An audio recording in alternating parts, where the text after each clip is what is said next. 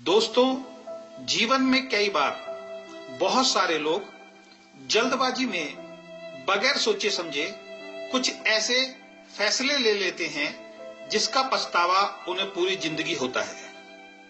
बगैर सोचे समझे जल्दबाजी में लिए गए फैसलों से कई बार बड़े बड़े नुकसान लोगों को उठाने पड़ते हैं।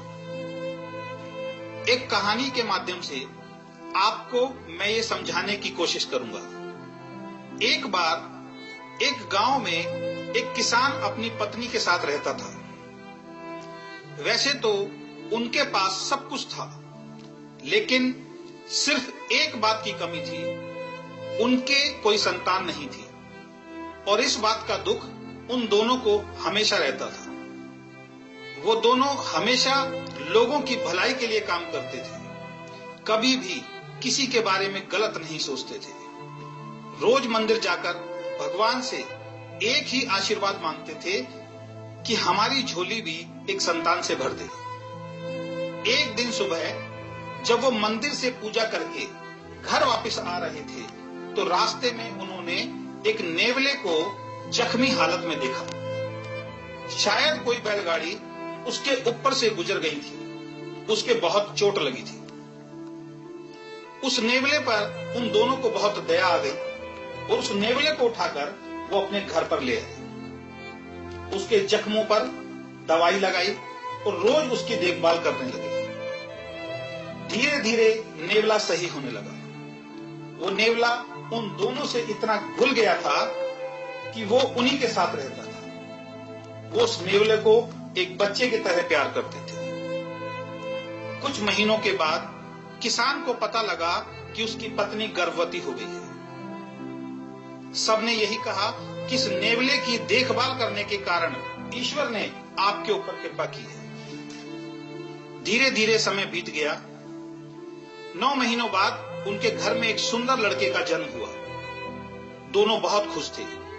उन्होंने ईश्वर का धन्यवाद किया कि अब उन्हें सारी खुशियां मिल गई हैं। अब वो सबको कहते थे, हमारे 2 बेटे हैं, एक नेवले के रूप में, दूसरा उनके बेटे के रूप में। एक दिन वो औरत रोज की तरह गांव की नहर से पानी लेने गई। वहां पर गांव की कुछ और औरतें भी थीं। सबने पूछा, बेटा कैसा है? उसने कहा, बहुत अच्छा है, अभी घर पर खेलता हुआ छोड़ के आई हूं। एक औरत ने किसान की पत्नी से पूछा, घर पर कौन है? तो उसने जवाब दिया कि मेरा बेटा और दूसरा बेटा नेवला दोनों हैं, घर पे ताला लगाकर आई हूं। तभी वो औरत बोली कि एक नेवले के साथ अपने छोटे से बच्चे को कमरे में बंद कर आई हो, अगर नेवले ने उसे खा लिया या काट लिया तो क्या होगा? आखिर है तो जानवर ही।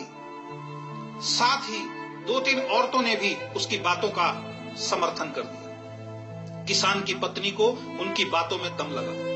वो फटाफट अपना मटका भरकर घर की तरफ भागी। सारे रास्ते उसके मन में गलत गलत ख्याल आते रहे। घर पहुंचकर जैसे ही उसने दरवाजा खोला, सामने का मंजर देखकर उसके होश उड़ गए। नेवला उसके पैरों में उछल कूद कर रहा था, जैसे वो रोज करता था जब वो बाहर से आती थी खुशी के कारण। लेकिन आज तो नेवले का सारा मुंह खून से सना हुआ था। इसका मतलब गांव की औरतों ने ठीक कहा था, जानवर आखिर जानवर होता है। इसने मेरे बेटे को खा लिया। ये बात उससे सहन नहीं हुई और गुस्से में उसने पानी से भरा घड़ा उस नेवले के ऊपर फेंक कर मारा और भागी भागी कमरे के अंदर अपने बेटे के पास पहुंची। जैसे ही वो कमरे में पहुंची, उसके होश उड़ गए। उसका बेटा बड़े मजे से कमरे में खेल रहा था और उसके पास एक जहरीला सांप मरा पड़ा था। इसका मतलब वो जहरीला सांप उसके लड़के को डसने के लिए बढ़ रहा था। तब नेवले ने सांप को मारकर उसके बेटे की जान बचाई थी। उसके पैरों के नीचे से जमीन खिसक गई। वो वापस भागी दरवाजे की तरफ, लेकिन बहुत देर हो चुकी थी, क्योंकि उस नेवले ने तड़प तड़प कर अपनी जान दे दी थी। दोस्तों, इस कहानी से हमें 2 मैसेज मिलते हैं। पहला, जब लोग आपको कुछ बातें बोलें तो तुरंत उनकी बातों पर विश्वास ना करें, अपना भी दिमाग लगाएं। और दूसरा, जल्दबाजी में फैसला ना लें। अगर फैसला लेना ही है तो कुछ देर सोच के ले। अगर किसान की पत्नी ने पहले अंदर जाकर देख लिया होता तो आज उसका दूसरा बेटा भी जिंदा होता। एक बात हमेशा याद रखें, दुनिया में दो तरह के लोग होते हैं।